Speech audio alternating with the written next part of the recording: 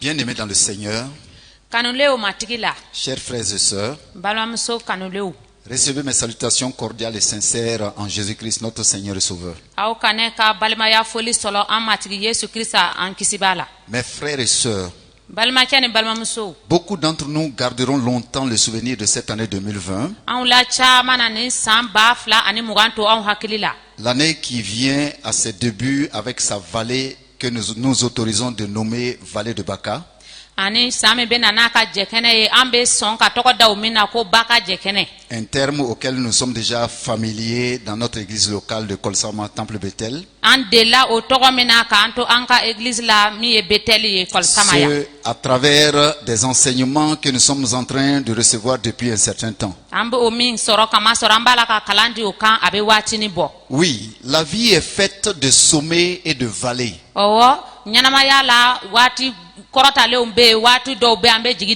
Sans moment difficile, sans épreuve, c'est le dessèchement. Et on n'atteint jamais la maturité. Il faut de bons et de mauvais moments pour faire de nous des êtres équilibrés.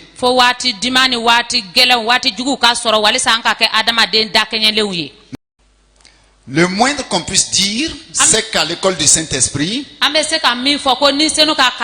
on apprend toujours. Il suffit de savoir apprendre des leçons,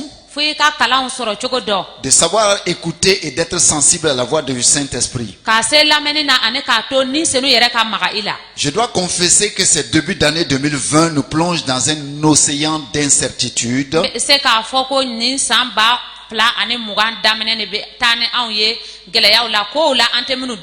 Humainement parlant, le monde entier gémit. Quelqu'un a dit que le monde s'effondre. Il s'agit de Chinois Achebe. En effet, avec l'apparition du coronavirus, ou encore appelé le Covid-19, tous tremblent, tous s'inquiètent. Que faire donc? Même les sommités scientifiques sont prises de court. Face à notre société qui essaie d'évacuer les problèmes, et face à ceux qui prêchent un christianisme light, il est important de recevoir et de revenir à la parole de Dieu. Je vous encourage donc, frères et sœurs, à faire une lecture du psaume 23, tout ce psaume. Et remarquez là que David au verset 4 il dit ceci: quand je passe dans la vallée de l'ombre de la mort. David ne dit pas si je passe, mais quand je passe. Ce n'est pas une condition. Ou du moins ce n'est pas conditionnel. C'est un passage obligé. Dans la Bible, il est question de plusieurs vallées. Et je vous l'ai dit ici quand j'enseignais. Nous avons la vallée d'Accord qui se trouve dans Josué. Nous avons la vallée de Baka, ou encore appelée la vallée des larmes. Et je crois que notre étude est là-bas et nous n'avons même pas terminé d'abord. Et il y a la vallée de l'ombre de la mort, dont David fait mention. Les difficultés, mes frères, mes sœurs, n'arrivent pas qu'aux autres. Nous sommes humains. La différence pour nous, enfants de Dieu, c'est que Dieu est avec nous. Jésus n'a pas donné une fausse image de sa marche avec lui quand il dit ceci.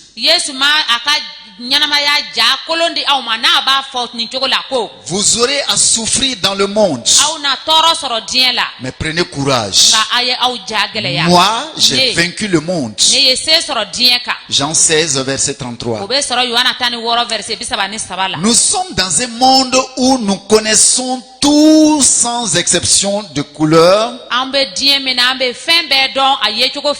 sans exception de race, de religion, et que sais-je encore d'autres.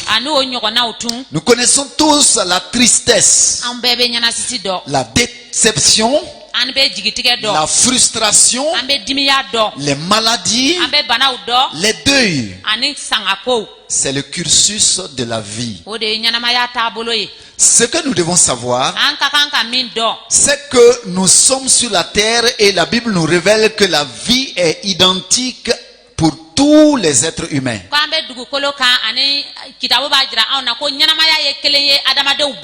Mais le Seigneur est avec nous à travers les épreuves. Je ne cesserai de nous répéter que les plans de Dieu ne sont pas nos plans et que ses voies ne sont pas nos voies. Ce qui s'avère important de savoir, c'est que les moments de preuve sont toujours temporaires. Ils ont un début et une fin. Et même si la fin de l'épreuve correspond à notre départ dans la patrie céleste, le ciel nous attend. Et là, il n'y a plus ni larmes, ni maladie,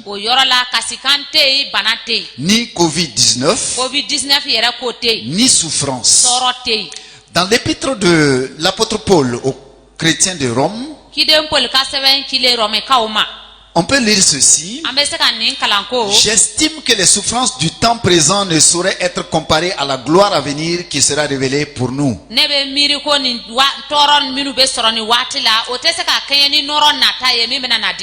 Paul nous a révélé cela dans Romains au chapitre 8, le verset 18. Un jour, nos yeux verront Jésus dans la félicité et la gloire. Du reste, je voudrais vous dire, chers frères et sœurs, que l'épreuve est positive. Elle est productive si dans l'épreuve nous avons une bonne attitude. Regardez bien l'or. L'or, pour être purifié, il doit être passé par le feu. Ainsi, l'épreuve épure notre foi, ce qui produit la louange à la gloire de notre Seigneur Jésus-Christ. Dieu a un plan pour chacune de nos vies, un avenir et de l'espérance. Mais il y a de bonnes raisons pour permettre les épreuves. Avec l'épreuve, il prépare aussi le moyen d'en sortir. Car le Dieu que nous adorons est un Dieu fidèle. Il n'épargne pas la souffrance, mais contrôle les difficultés pour nous faire grandir dans la foi.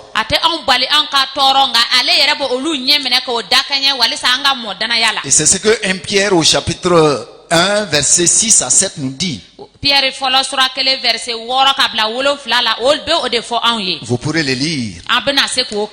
Rien de ce qui nous arrive n'est le fruit du hasard. Et le diable n'est pas à l'origine de tout ce qui se passe autour de nous. La maladie est l'héritage de notre nature pécheresse. On n'est pas égaux devant la maladie. Mais écoutez ceci. Dieu construit à travers les difficultés. J'insiste encore. Dieu construit à travers les difficultés. Chaque problème a une raison et Dieu va l'utiliser pour notre bien. Nous vivons ces temps réels. Et Dieu veut nous façonner. Il veut nous modeler afin de nous amener à la maturité. Si Dieu ôtait systématiquement les difficultés, toutes ces difficultés sur notre route, nous deviendrons capricieux, certainement. Parfois, Dieu n'exauce pas nos prières parce qu'il nous aime et il veut notre bien. Quand je m'adresse par exemple à Dieu, est-ce que j'ai conscience qu'il est pour moi un véritable Père qui m'aime, mais qui veut aussi m'enseigner à lui faire confiance, à m'attacher véritablement à lui? Quand nous avons des besoins, nous cherchons plus intensement le Seigneur. Dieu veut nous enseigner l'importance de la communion avec lui. Vous savez, bien aimé, lorsque notre Seigneur, le Maître, était sur la terre, il ne cessait de parler en paraboles. Et ces paraboles, il les utilisait pour rendre accessibles des vérités spirituelles. En ce sens qu'il prenait même des exemples et des comparaisons dans le monde matériel et dans la vie ordinaire. Il admettait ainsi une harmonie profonde entre le monde de l'esprit et le monde physique. L'harmonie en vertu de laquelle ce qui est connu de celui-ci permet l'analogie.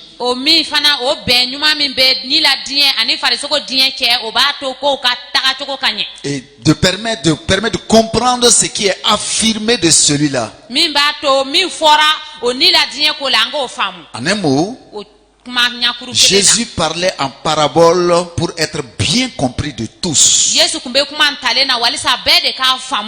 Cependant, il faut dire que les disciples ont quelquefois eu l'impression que les paraboles ont dans certains cas un sens caché aux profanes et révélé aux initiés.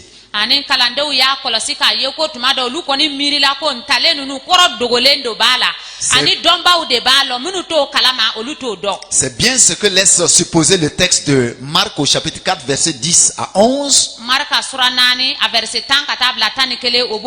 Je me permets de lire ça pour vous. Il est dit que ceux qui l'entouraient avec les disciples l'interrogèrent sur le sens des paraboles. Le Seigneur leur dit: c'est à vous qu'a été donné le mystère du royaume de Dieu, mais pour ceux du dehors, tout se passe en parabole. Fin de citation. Dans la parabole des 10 vierges, j'y ai noté 3 points saillants pour nous dans cette période difficile. Mais nous allons survoler. Il y a la ferme assurance que l'époux, c'est-à-dire le Seigneur Jésus, va revenir. Et deuxième chose, c'est que tous ignorent l'heure de son arrivée. Et la troisième chose, le sort de ceux qui attendent de participer à son événement. Oui, le retour de Christ est imminent. La parabole nous en assure. Il semble que le Nouveau Testament renferme 40 mentions du retour du Christ.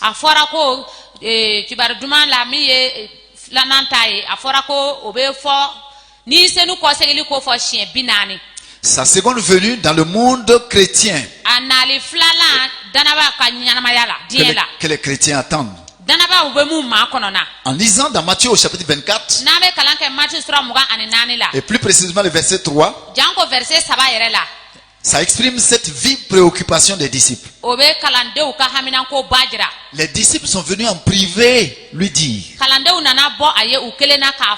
dis-nous quand cela arrivera et quel sera le signe de ton avènement et la fin du monde.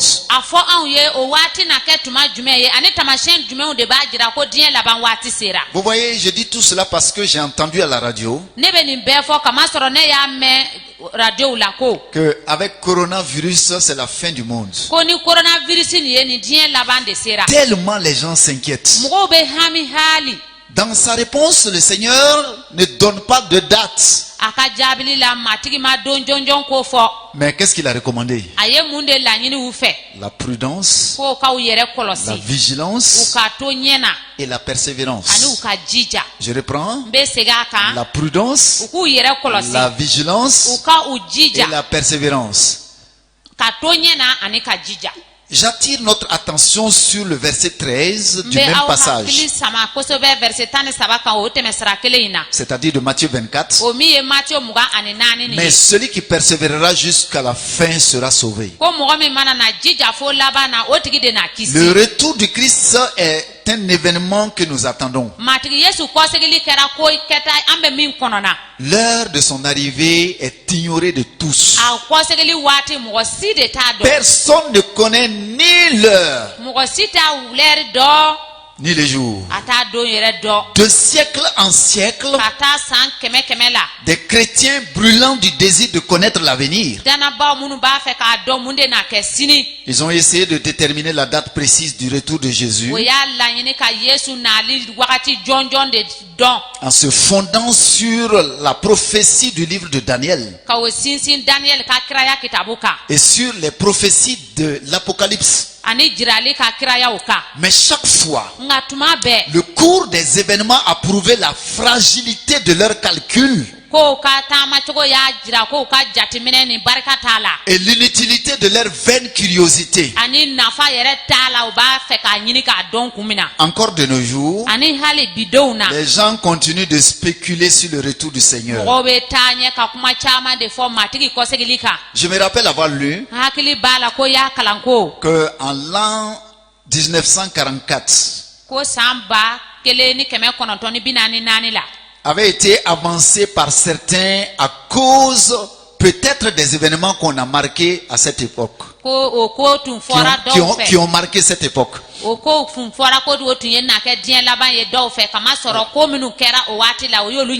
Et on a scellé 1944 comme étant la date de la fin du monde.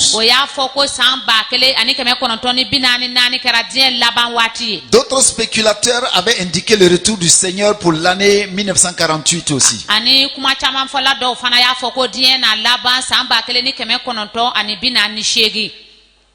Il est vrai que beaucoup de choses se sont passées en cette année-là, parmi lesquelles le retour de la nation d'Israël sur la terre promise, par exemple. Mais tout cela s'est passé sans le retour du Seigneur. D'autres encore se sont illustrés par beaucoup d'audace en la matière, en avançant dans un passé récent la date du retour de Jésus pour l'an 1988.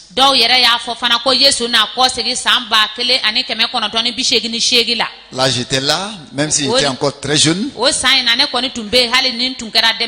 Les signes précurseurs de la seconde venue du Christ continuent à se produire à nos yeux.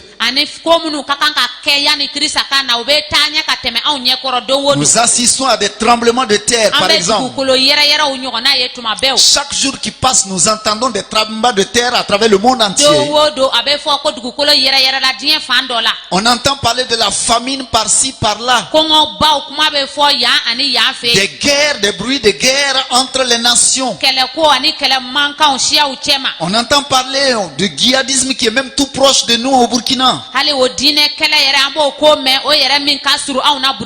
De terrorisme. Et j'en passe. Au point où nous sommes aujourd'hui avec l'accomplissement des prophéties. Le retour du Christ se place encore dans la liste des événements à venir et rien ne nous autorise à en fixer la date.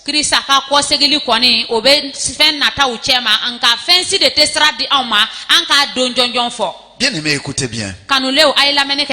Avec Covid-19, c'est-à-dire coronavirus,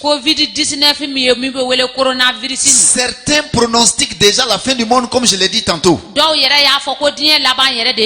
Voici un petit virus qui ne vaut même pas la taille du petit kirikou,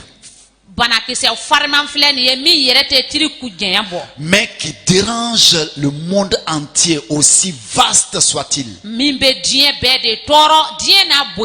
Déjà les artilleries lourdes sont brandies à l'échelle mondiale. Les présidents parlent. Il n'y a pas longtemps, le président Macron de la France, il a parlé de la guerre. Nous sommes en guerre. Le va-t-en-guerre. De quoi réfléchir, bien-aimé? Oui. C'est une matière à réfléchir, le coronavirus. J'ai suivi avant-hier un débat sur Sika TV. C'est une chaîne béninoise que j'aime beaucoup. Et que je suis souvent à cause des informations fréquentes. Et l'écrivain sénégalais Cissé, ça c'est son nom, il disait, je vais le paraphraser, je paraphrase ses propos. Il dit, coronavirus est une affaire spirituelle. Car l'humanité doit voir la puissance de Dieu qu'elle a longtemps défiée.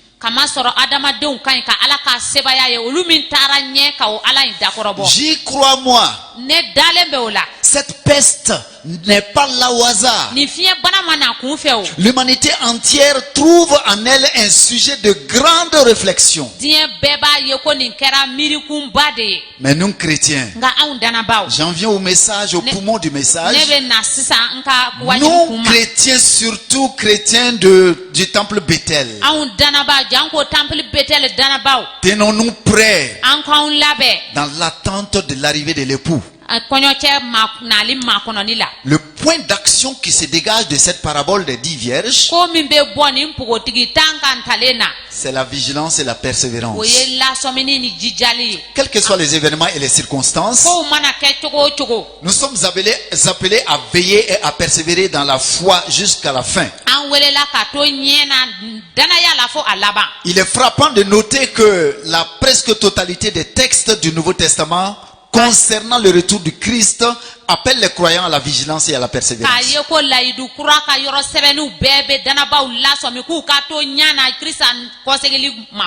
Les 5 dernières vierges de la parabole sont qualifiées de folles. Comprenez par là leur manque de sagesse.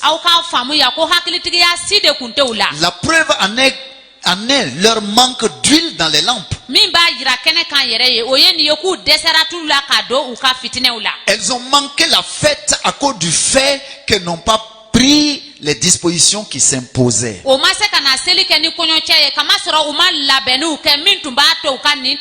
Regardez comment le Seigneur finit la parabole. Il a fini par une exhortation importante qui doit être la vôtre et la mienne. Veuillez donc, puisque vous ne savez ni le jour ni l'heure. Veuillez donc, puisque vous ne savez ni le jour ni l'heure. Dans le même chapitre 24 et encore dans le chapitre 25 de Matthieu toujours, le Seigneur nous indique ce que signifie être prêt. Ce que veut dire se préparer. Et en quoi consiste la préparation du retour du Christ? Garder la foi et se garder des séductions. Ne pas s'alarmer à cause de la violence. Ne pas s'alarmer à cause des conflits. Ne pas s'alarmer à cause des guerres qui sont parmi les nations. Lire dans les événements tels les guerres, telles les calamités, telles les maladies comme le coronavirus, des signes du début.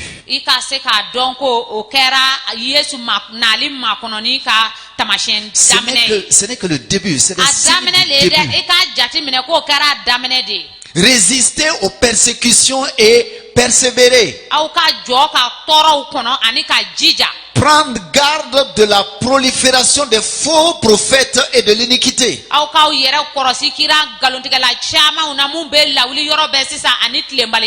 Ne pas faillir dans l'amour. C'est l'amour fraternel. Avec cette parabole, le Seigneur a voulu imprimer le message suivant dans les cœurs de tous ses enfants. Le chrétien doit se conduire comme si le Seigneur revient aujourd'hui, afin de ne pas être surpris. Apprenons donc toutes les leçons de la parabole des 10 vierges et appliquons-les dans notre vie de tous les jours. Pendant notre temps de confinement, avec nos enfants, toutes nos familles, dans les cellules que nous allons former bientôt. Ne craignez rien. Mettez votre confiance dans le Seigneur. Le Seigneur lui-même le recommande à ses enfants. Et de tous les temps, la vigilance et la persévérance. Veillons et préparons-nous à le rencontrer. Veillons et apprêtons-nous. Veillons et consacrons-nous. Veillons et prions. Veillons dans la communion et dans l'adoration. Veillons dans la proclamation de l'évangile. Surtout ces moments sont des moments aussi propices d'annoncer la bonne nouvelle. Le Seigneur a dit, cette bonne nouvelle sera prêchée dans le monde entier pour servir de témoignage à toutes les nations. C'est alors que viendra la fin. Pour conclure, vous pourrez lire dans 1 Thessaloniciens 4, verset 3 à 12. Mes bien-aimés frères et sœurs en Christ, par rapport à l'attente et au temps qu'il fait, le chrétien que nous sommes, nous devons pouvoir posséder notre corps dans la sainteté et dans l'honnêteté. Ne pas se livrer à une convoitise passionnée. Éviter la fraude et la cupidité dans les affaires. Mettre notre honneur à vivre tranquille, de façon paisible, sans panique, à nous occuper de nos propres affaires, à travailler de nos mains, à nous conduire honnêtement envers ceux du dehors. Obéissons aux autorités, surtout en ces temps difficiles de l'histoire. Nous devons donner le premier modèle en tout, car nous sommes le sel de la terre. Prenons à bras le corps les consignes que nos gouvernants nous donnent déjà. Obéissons-y scrupuleusement. Sensibilisons et mobilisons les autres par notre exemple d'abord. Dans la perspective de notre préparation au retour du Seigneur, le Seigneur lui-même nous appelle à la sanctification et non à l'impureté. Il nous a donné son esprit afin de nous conduire dans toute la vérité.